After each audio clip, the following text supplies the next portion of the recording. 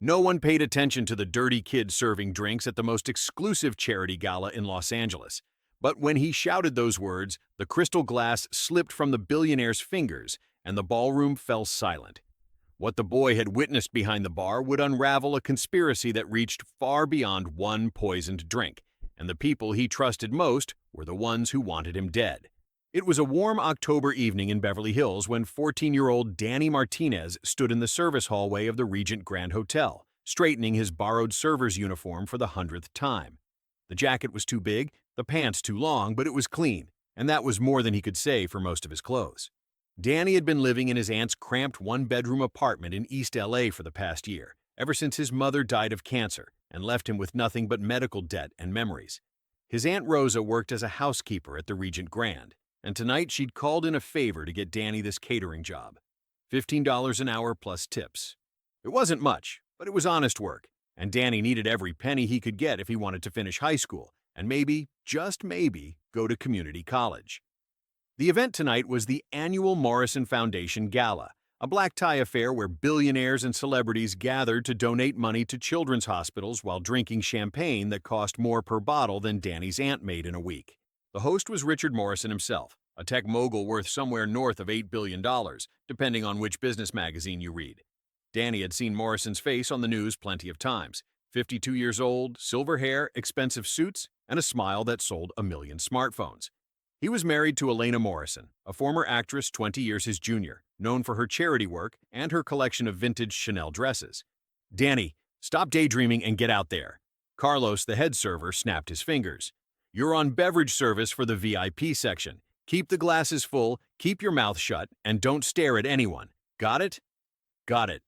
Danny grabbed a tray of champagne flutes and pushed through the service door into the grand ballroom. The space took his breath away. Crystal chandeliers the size of cars hung from gilded ceilings. White marble floors reflected the lights like ice. Women in gowns that cost more than cars laughed with men in tuxedos, all of them existing in a world so different from Danny's that they might as well have been on another planet. He moved through the crowd, invisible in his server's uniform, just like Carlos said. Rich people didn't look at servers. They looked through them. Danny had learned that lesson young. Being poor made you invisible to certain people, and sometimes that invisibility was useful. He worked the room for an hour, his feet aching in the too-tight dress shoes Rosa had found at Goodwill. He watched the wealthy elite air kiss and network, making deals worth millions over canapes and cocktails. It was like watching a nature documentary about a species he'd never be part of. Then he saw Richard Morrison. The man of the hour stood near the bar, surrounded by admirers. He was shorter in person than Danny expected, but he carried himself with the confidence of someone who'd never been told no in his entire life. Next to him was Elena Morrison, stunning in a red dress that probably cost more than Danny's aunt made in 6 months. But something about Elena Morrison caught Danny's attention. Maybe it was the way she smiled at her husband, bright and perfect, while her eyes stayed cold. Maybe it was the way her hand rested on his arm, possessive and controlling rather than loving. Or maybe it was just Danny's instinct, honed by years of reading people to figure out who might help him and who might hurt him. Whatever it was, Danny found himself watching her more carefully than he should have. The evening progressed. Speeches were made. A children's choir sang. Morrison himself took the stage to announce a $50 million donation to pediatric cancer research. Everyone applauded. Danny thought about his mother, how that money might have saved her if it had come a year earlier, and had to push down the bitter anger that threatened to surface. Around 10 p.m., Morrison announced he needed a break from the festivities. He walked toward a private lounge area, reserved for VIPs who wanted to escape the crowd. Danny was assigned to that section, keeping the private bar stocked. The lounge was quieter, more intimate. Leather chairs, low lighting, expensive art on the walls. Morrison settled into a chair with a group of business associates discussing something about emerging markets and cryptocurrency. Danny stood at the bar, ready to refill drinks as needed. That's when Elena Morrison entered. She'd changed from her red dress into something more casual, designer jeans and a silk blouse. She carried a bottle of whiskey, Macallan 25-year, probably worth a few $1,000s. "Richard, darling, I brought your favorite," she said, her voice honey-sweet. "I know how much you love this vintage." Morrison looked up and smiled, the first genuine smile Danny had seen from him all evening. "Elena, you read my mind. Gentlemen, If you'll excuse me, I'm going to enjoy a drink with my beautiful wife." The business associates took the hint and moved to another part of the lounge. Elena poured 2 glasses of the amber liquid. Neat, just as Morrison liked it, according to a profile Danny had once read in Forbes while waiting at the free clinic. But Danny noticed something. As Elena poured, her body blocked Morrison's view of the glasses. Her hand moved quickly to her clutch purse, then back to his glass. A quick gesture, subtle, almost invisible. Almost. Danny's street-honed instincts screamed at him. He'd seen drug dealers work that same way, adding something to drinks in clubs before handing them off to unsuspecting victims. He'd seen enough bad things in his 14 years to recognize that gesture for what it was. Elena handed Morrison his glass. "To us, darling. To 10 more wonderful years." Morrison raised his glass. "To us." Danny moved without thinking. He crossed the lounge in 3 quick steps and knocked the glass from Morrison's hand just as it touched his lips. The crystal shattered on the marble floor, whiskey splashing across Morrison's expensive tuxedo. The room went silent. Every eye turned to Danny. Elena's face went pale, then red with fury. "What the hell do you think you're doing?" Morrison demanded, standing up, whiskey dripping from his jacket. Danny's heart hammered. He'd just assaulted one of the richest men in America. Security would throw him out, maybe arrest him. He'd lose this job, and Rosa would lose hers for vouching for him. But he couldn't stay silent, not if he was right. "Sir, don't drink that. Your wife put something in it," Danny blurted out, his voice cracking with fear and adrenaline. "I saw her. When she poured the drinks, she added something from her purse. Please, you have to believe me." The silence stretched. Elena laughed, but it sounded forced. "Richard, this child is clearly disturbed. He probably saw me add a splash of water, which you know I always do to open up the flavor. How dare you accuse me of—" "I know what I saw," Danny interrupted, which was incredibly stupid because you didn't interrupt billionaires or their wives, but he was committed now. "She took something from her purse and put it in your glass. I saw it clearly." Morrison looked at Danny, then at his wife, then at the spilled whiskey on the floor. His face was unreadable. "Elena, open your purse." "What?" "Richard, you can't be serious. You're going to believe this. This servant boy over your own wife? Open your purse." Something in Morrison's voice made it clear this wasn't a request. Elena's perfectly made-up face twitched with barely controlled emotion. "This is humiliating." "Then humor me. Open it." Elena's hands shook slightly as she opened her designer clutch. She pulled out a phone, lipstick, credit cards, a small mirror.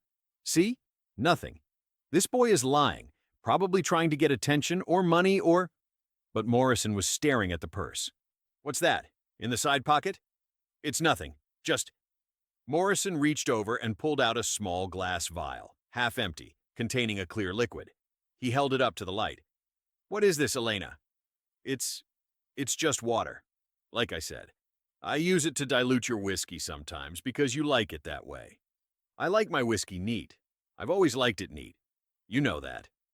Morrison's voice was dangerously quiet. He turned to one of his security team, a large man in a dark suit who'd been standing discreetly near the door. "Marcus, call Dr. Reynolds. I want this liquid tested, now, and I want to know exactly what's in it." "Richard, this is insane. You're really going to—" "Sit down, Elena. Don't move. Don't speak. Just sit." Elena sat, her face a mask of controlled fury. But Danny could see fear there, too. The fear of someone whose plan had just fallen apart. The next 20 minutes were excruciating. Dr. Reynolds, Morrison's personal physician, arrived with a field testing kit. The gala continued in the main ballroom, unaware of the drama unfolding in the private lounge. Danny stood against the wall, flanked by security guards, unsure if he was being protected or detained. Morrison sat in silence, staring at his wife, while she stared at the floor. The love and warmth Danny had seen between them earlier had evaporated, replaced by something cold and dangerous. Finally, Dr. Reynolds looked up from his tests. His face was grave. "Richard, this liquid contains temazepam. It's a benzodiazepine, a powerful sedative. The concentration here is extremely high, enough to cause severe sedation, possibly respiratory depression. Combined with alcohol, it could be fatal." The room went very still. Elena's face had gone from red to white to gray. Morrison's jaw clenched so tight Danny could see the muscles jumping. "Elena," Morrison said softly. "Why?" She didn't answer. just stared at the floor, tears beginning to streak her mascara. "Why would you try to drug me? To kill me?" "I wasn't trying to kill you," Elena whispered. "Just make you sleep. Make you vulnerable." Vulnerable to what? Elena finally looked up, and the expression on her face was pure venom. "To signing over power of attorney, to changing your will, to giving me what I deserve after 10 years of playing the perfect wife, the perfect trophy, the perfect accessory to your empire." Morrison reeled back as if he'd been slapped. "What are you talking about? You have everything. Money, houses, cars, jewelry. But it's all yours, Richard. Don't you see? It's all in your name, controlled by your lawyers, doled out to me like an allowance. That prenup you made me sign before we married? It gives me almost nothing if we divorce. A few million. Pocket change compared to your billions." Her voice rose, years of resentment pouring out. "But if you were incapacitated, if I had power of attorney, I could control it all. The companies, the investments, everything. By the time you woke up, if you woke up, I'd have transferred enough assets to secure my future." "So this wasn't the first time?" Elena laughed bitterly.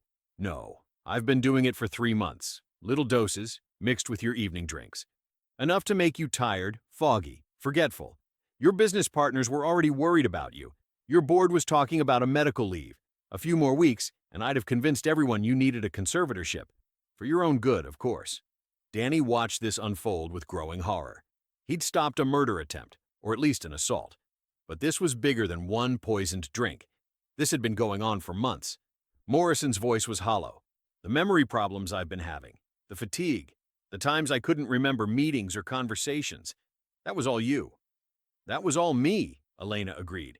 She seemed almost relieved to finally admit it. "And it would have worked perfectly if this little brat hadn't been watching at exactly the wrong moment." She glared at Danny with such hatred that he took a step back. Morrison noticed and moved between them. "Don't look at him like that. That little brat saved my life. He showed more courage and integrity in one moment than you've shown in 10 years of marriage." Morrison pulled out his phone. "Marcus, call the police. My wife is under arrest for attempted murder. Richard, wait. And call my lawyers. I want divorce papers filed tonight. The prenup stands. You get exactly what it specifies and not a penny more." As security detained Elena and the police were called, Morrison turned to Danny. The boy was shaking, adrenaline crash hitting him hard. He'd just destroyed a marriage, gotten a billionaire's wife arrested, and probably ruined his own life in the process. Rosa was going to kill him. "What's your name, son?" "Danny Martinez, sir." "Well, Danny Martinez, you just saved me from a very sophisticated, very calculated attempt on my life. How did you know? What made you notice?" Danny thought about lying, making it sound more dramatic or heroic. But he'd already told the truth this far. "I grew up poor, sir. Really poor. You learn to watch people when you're trying to survive. You learn to see when someone's being real and when they're faking. And I saw her hand move to her purse and then to your glass. I've seen drug dealers do the same thing. The gesture was too familiar." Morrison studied him. "How old are you?" 14. "And you work here?" "You're awfully young." "My aunt got me the job. I'm just trying to help with bills, save for college maybe." "Where's your family? Your parents?" "Mom died last year. Cancer. Dad left when I was a baby. It's just me and my Aunt Rosa now." Morrison was quiet for a long moment, watching as police arrived and began taking statements. Elena was led away in handcuffs, still beautiful in her designer clothes, still looking furious and betrayed that her plan had failed. "Danny, I'm going to make sure you and your aunt are taken care of. You did something extraordinary tonight. Brave, selfless, and smart. Most adults wouldn't have had the courage to speak up. I just did what was right, sir. That's rarer than you think, especially in my world." Morrison pulled out a business card and wrote something on the back. "This is my personal number. Call me tomorrow. I'd like to talk about your future, about opportunities. College shouldn't be a maybe for someone like you. It should be a certainty." Danny took the card with trembling hands. "Thank you, sir." As the police finished their initial investigation and guests in the main ballroom began to realize something dramatic had happened, Danny slipped back into the service hallway. Rosa found him there, eyes wide with panic. "Danny, what happened? People are saying you accused Mrs. Morrison of poisoning her husband? Please tell me that's not true." "It's true, Tia. But I was right. She really did try to poison him." Rosa pulled him into a tight hug. "Mijo, You could have been hurt. You could have been arrested. But I wasn't. And Mr. Morrison is alive because I spoke up." Danny hugged her back. "It's okay, Tia. Everything's going to be okay." Later that night, as Danny lay on the couch in his aunt's apartment, he stared at Morrison's business card. His hands were finally steady, the adrenaline fully worn off. But his mind was racing. Something bothered him. Something about Elena's confession. The way she'd admitted everything so readily once caught. The details she'd volunteered about the 3 months of drugging, the plan for power of attorney. It had been almost rehearsed. And there was something else. When Elena had been led away in handcuffs, Danny had caught a glimpse of her face. Not angry anymore, not scared, but almost relieved, like someone who'd accomplished what they set out to do, even in failure. That didn't make sense. Why would someone be relieved about going to prison? Danny thought back through the evening, replaying events in his mind with the same careful attention he'd used to survive on the streets. And he remembered something. When Morrison had first confronted Elena, when he'd asked why, there'd been a moment, just a split second, where Elena's eyes had flicked to someone else in the room. Who? Danny had been too focused on Morrison and Elena to notice, but someone else had been there. Someone who'd heard everything, seen everything, and then quietly slipped away. Danny sat up, sleep suddenly impossible. He'd stopped one crime tonight. But what if that crime had been a distraction from something bigger?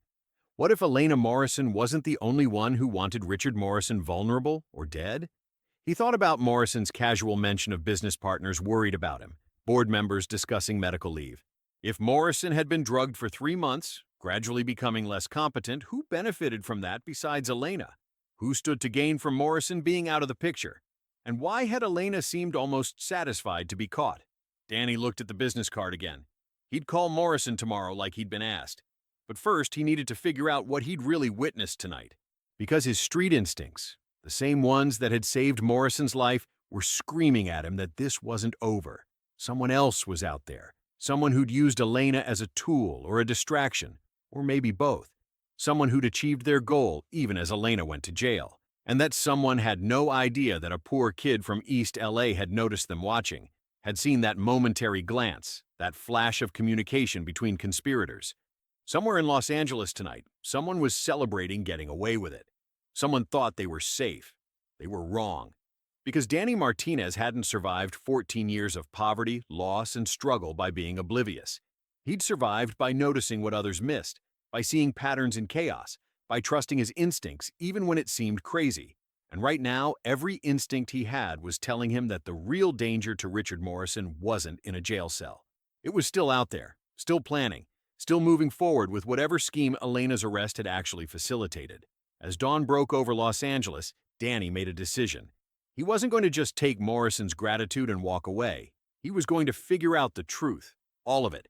Because somewhere out there was another predator, and this one was smarter, more patient, and far more dangerous than Elena Morrison had ever been. Danny called Morrison the next morning at exactly 9 a.m. The billionaire answered on the first ring, which surprised him. Rich people usually had assistants handle their calls. "Danny, I was hoping to hear from you. How are you feeling after last night?" "Confused, sir, and worried." There was a pause. "Worried about what?" "About what I didn't see. Sir, can we meet?" "Not at your office. Somewhere private." Morrison was quiet for a moment. Then, "The Peninsula Hotel, Suite 1412. 1 hour. Come alone, and don't tell anyone where you're going." The fact that Morrison agreed so quickly and insisted on secrecy told Danny his instincts were right. The billionaire was worried too. The Peninsula was in Beverly Hills, a 40-minute bus ride from East LA. Danny told Rosa he was going to the library, hating the lie but knowing she'd never let him go if she knew the truth. He wore his best clothes, a clean pair of jeans and a button-down shirt Rosa had ironed for church. Morrison's suite was bigger than Rosa's entire apartment. Floor-to-ceiling windows overlooked the city.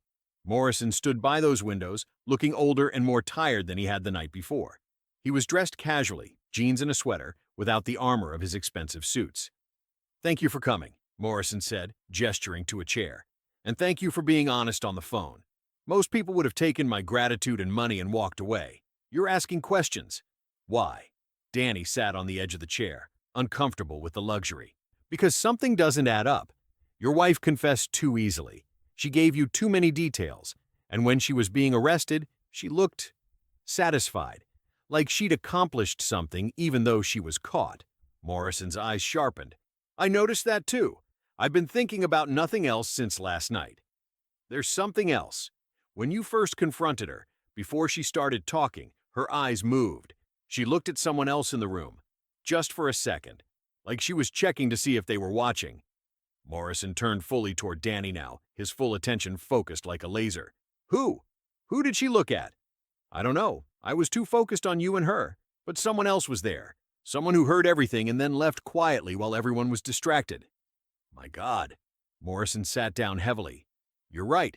There was someone else. There had to be. Elena is many things, but she's not a chemist. She wouldn't know how to calculate dosages of benzodiazepines. Someone helped her. Someone planned this with her. Or someone used her, Danny said quietly. What if she wasn't the mastermind? What if she was the distraction? Morrison stared at him. You're 14 years old. How are you thinking like this? You learn fast when you're poor, sir. You learn that nothing is what it seems on the surface. You learn that the person causing the scene is usually covering for someone else. Pickpockets work in teams. One creates a distraction, the other steals. I've seen it 100 times. And you think Elena was the distraction. I think someone wanted her caught. They wanted the dramatic confession, the arrest, all the attention on her.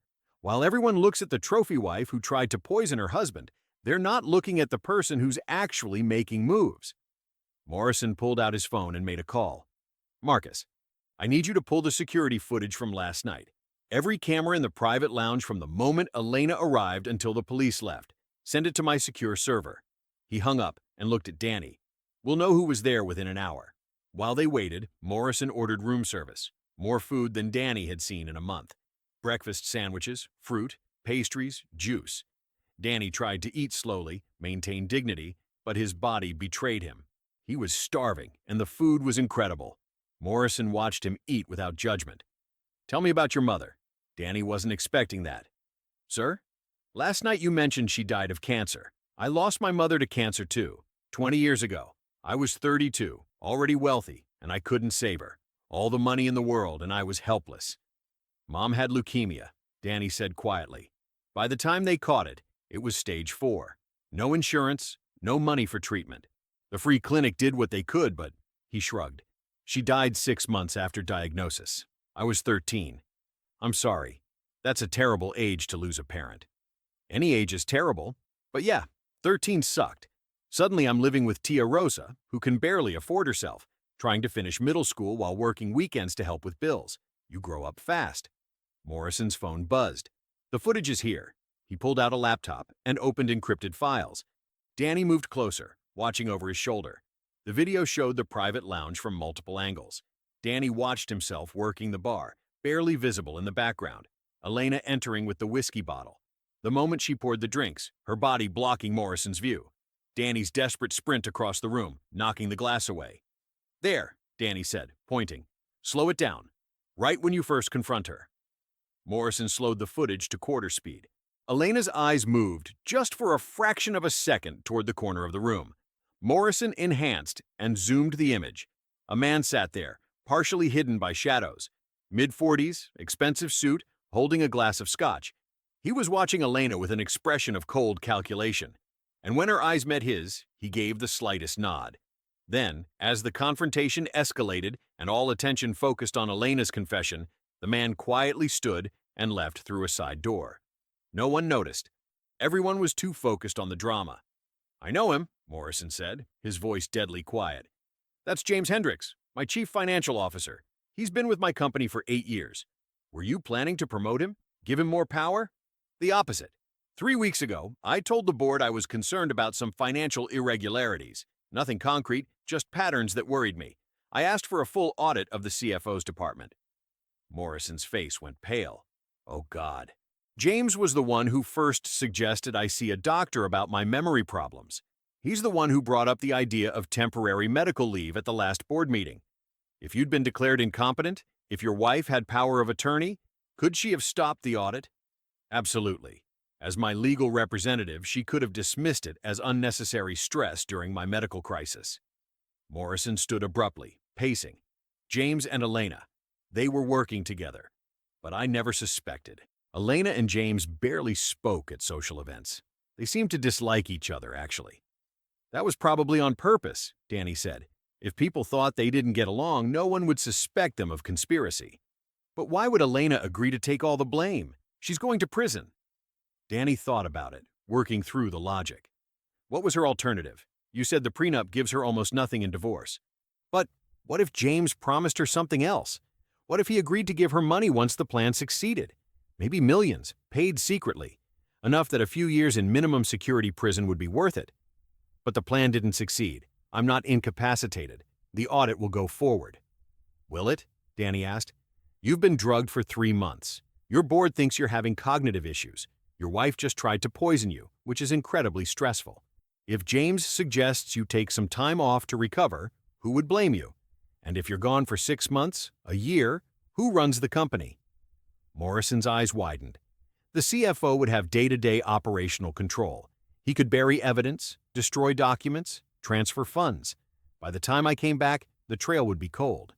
And you'd look paranoid if you kept accusing him, because he's the one who stood by you during your wife's betrayal. That son of a bitch. Morrison pulled out his phone again. I'm calling the police. We have video evidence of James and Elena communicating during her confession. Wait, Danny said. If you arrest him now, what do you have? A video of them making eye contact. That's not proof of conspiracy. A good lawyer will say it was coincidence. You need more. What do you suggest?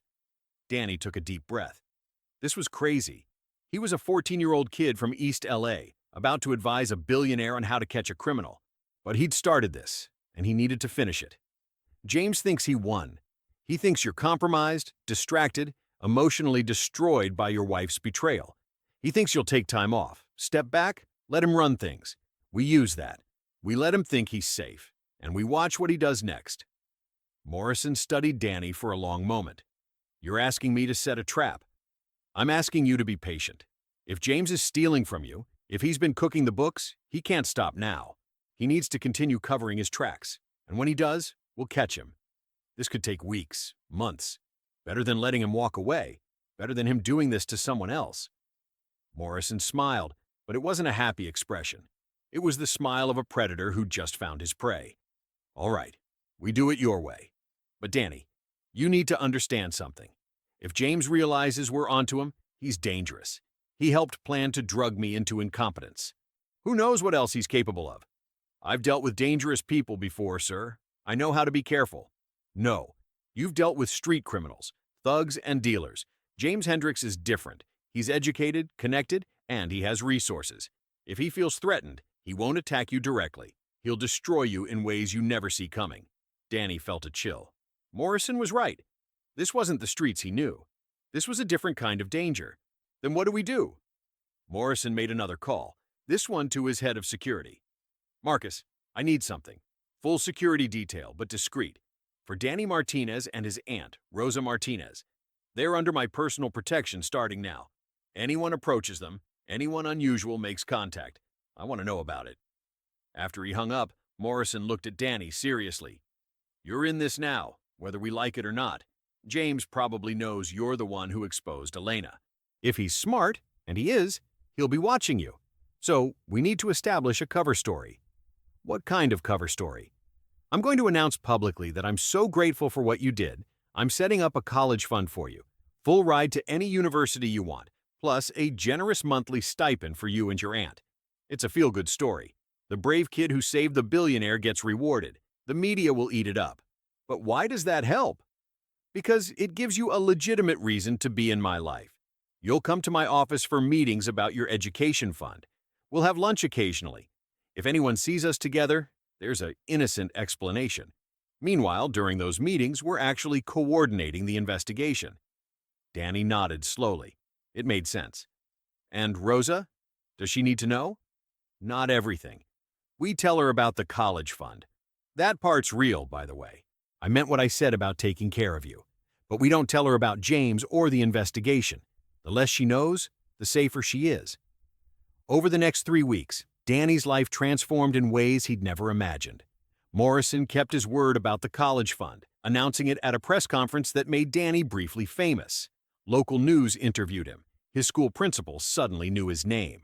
Rosa cried tears of joy and gratitude. But behind the scenes, Danny was learning a different education. Morrison taught him about corporate finance, how to read balance sheets, how to spot inconsistencies in records. Marcus taught him basic surveillance techniques, and together, they watched James Hendricks. The CFO played his role perfectly. He expressed concern for Morrison's well-being.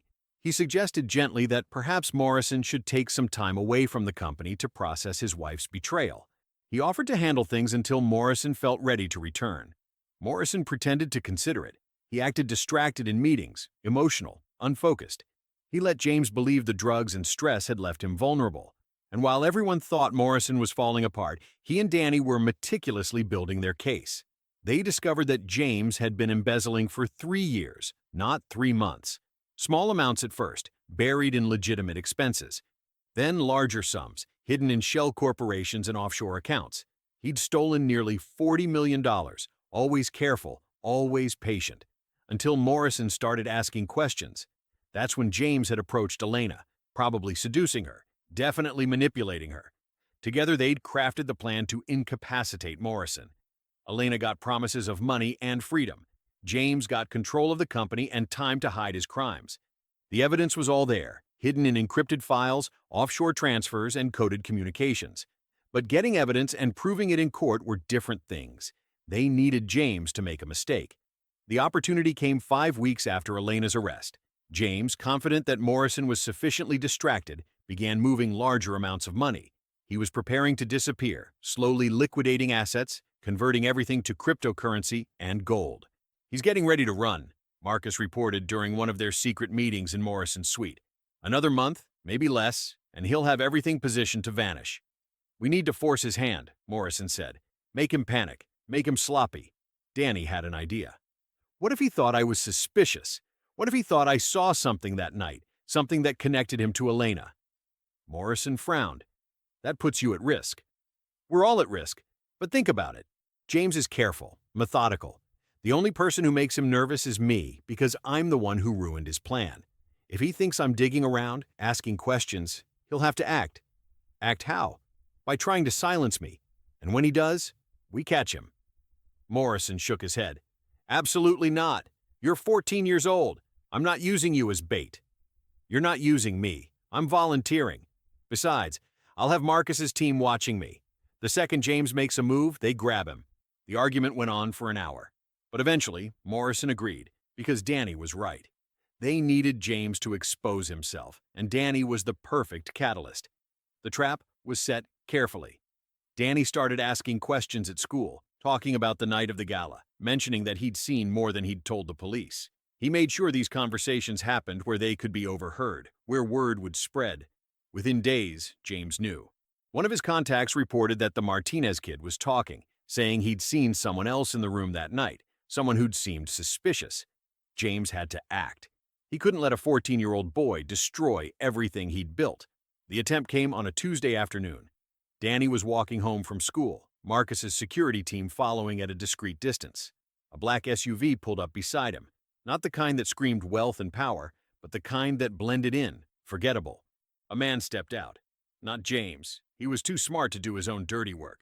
This was a hired professional, someone with cold eyes and efficient movements. "Danny Martinez? Mr. Hendricks would like to speak with you. There's been a misunderstanding about the night at the gala. He wants to clear it up." Danny's heart raced, but he forced himself to stay calm. "I don't know any Mr. Hendricks." "I think you do. Please come with me. We can do this easy or hard." The man's hand moved to his jacket, suggesting a weapon. Danny took a step back, ready to run. That's when Marcus's team moved in, 3 large men in dark suits materializing from seemingly nowhere. "Step away from the kid. Hands where we can see them." The professional sized up the situation quickly. He was outmanned, outgunned. He raised his hands and stepped back. "This is a misunderstanding. You were just attempting to kidnap a minor," Marcus said, already on his phone.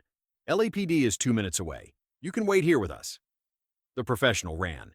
Marcus's team let him go. They had what they needed. The entire encounter had been filmed by 3 different cameras. Video of James Hendricks' hired muscle attempting to abduct the witness who could connect him to Elena Morrison. That evening, the FBI raided James Hendricks' home and office simultaneously. They found the evidence of embezzlement, The communications with Elena, the payments to the man who'd tried to grab Danny, and most damning, a detailed plan for making Danny disappear. James was arrested without incident, still in his expensive suit, still maintaining his civilized facade. But his eyes, when they led him away in handcuffs, were full of rage, not at being caught, at being outsmarted by a 14-year-old kid from East LA. The trial took 6 months. Elena Morrison testified against James in exchange for a reduced sentence. She'd been manipulated, her lawyers argued, seduced and used by a master criminal. The jury partially agreed. She got 12 years instead of 20. James Hendricks got 30 years for embezzlement, conspiracy to commit fraud, attempted murder, the drugging of Morrison, and attempted kidnapping. His accounts were frozen, his assets seized. Morrison recovered most of the stolen money, though some had already disappeared into cryptocurrency accounts that might never be traced. Through it all, Danny finished his freshman year of high school with straight A's. The college fund Morrison had set up was real and substantial, enough to send Danny to any university in the country with money left over for graduate school. But more than that, Morrison had become something unexpected. Not a benefactor or a grateful billionaire, but a mentor. They met weekly, sometimes to discuss Danny's education, sometimes just to talk. Morrison taught Danny about business, investment, and responsibility. Danny taught Morrison about perspective, resilience, and what really mattered. Rosa got a promotion at the hotel and a significant raise, Morrison's quiet way of thanking her for raising such a remarkable nephew. She was able to move into a 2-bedroom apartment, so Danny finally had his own room. On the 1-year anniversary of the gala, Morrison invited Danny to dinner at a private club in Beverly Hills. Not as charity, not as publicity, but as friends. "I've been thinking," Morrison said over steaks that cost more than Rosa used to make in a week, "about what you said that first night, about how you were just trying to do what was right. Most people in my world, in any world, don't think that way. They think about advantage, about what benefits them. You thought about right and wrong." "I didn't really have a choice," Danny said. "I saw something wrong happening. I had to say something." "You absolutely had a choice. You could have stayed silent, stayed invisible, stayed safe. Instead, you risked everything to save a stranger. That's not just courage. That's character." Danny was quiet for a moment. "My mom used to say something. She said the measure of a person isn't what they do when people are watching. It's what they do when no one would ever know the difference. When I saw your wife put something in your drink, no one was watching me. No one would have known if I stayed quiet. But I would have known, and I would have had to live with letting someone die when I could have stopped it." Morrison's eyes were bright with emotion. "Your mother raised you well. She did her best. Tia Rosa is doing her best. And now you're helping too. I've been thinking about that, actually, about paying it forward." "What do you mean?" "This college fund you set up. It's enough for me and more. What if we used some of it to help other kids? Kids like me, who are smart and motivated but don't have resources. We could create scholarships, mentorship programs, job opportunities." Morrison smiled. "I was hoping you'd say something like that. I've actually been working on exactly that. I'm starting a foundation, the Danny Martinez Foundation for At-Risk Youth. I'm seeding it with $50 million. But I need someone who understands these kids, who's lived their life. I need someone who can identify which kids will use the opportunity and which ones aren't ready." "You want me to help run it?" "Not now. Now you need to focus on school, on being a teenager, on building your own life. But in a few years, when you're in college, maybe as an intern. And someday, when you're ready, maybe as the director. The foundation will be yours to shape however you think best." Danny felt overwhelmed.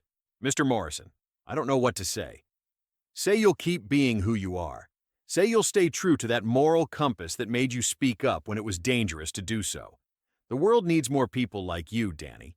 People who do the right thing even when it costs them something." That night, lying in his own bed in his own room, Danny thought about the past year. How one moment of courage had transformed his entire life.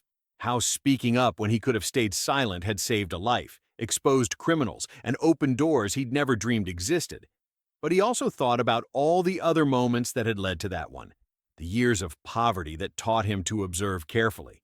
The loss of his mother that taught him to value life.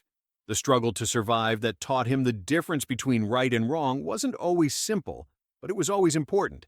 His phone buzzed with a text from Rosa. Mijo, I'm so proud of you. Your mother would be too. Te amo.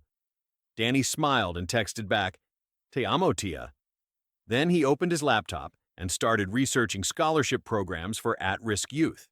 If he was going to help shape Morrison's foundation, he needed to understand what already existed, what worked, what didn't, and what was missing. Because that's what he did now. He didn't just survive. He built, he created, he helped. A year ago, he'd been a poor kid serving drinks at a gala, invisible to everyone who mattered.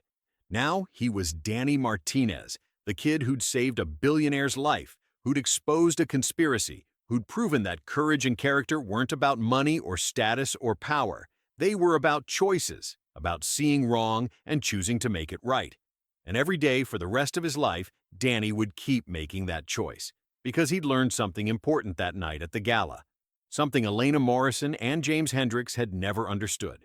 True wealth isn't measured in money or power. It's measured in integrity, in the courage to do the right thing even when it costs you something, in the willingness to risk everything for a principle. Danny Martinez had been rich in those things even when he had nothing, and now that he had resources, opportunities, and a platform, he was going to use them to help others find that same wealth. The kind of wealth that could never be stolen, never be lost, and never fade away. The kind of wealth that comes from knowing, no matter what happens, you stood up when it mattered. Even if you were just a poor kid with nothing but your voice and your courage. Sometimes that's all it takes to change everything.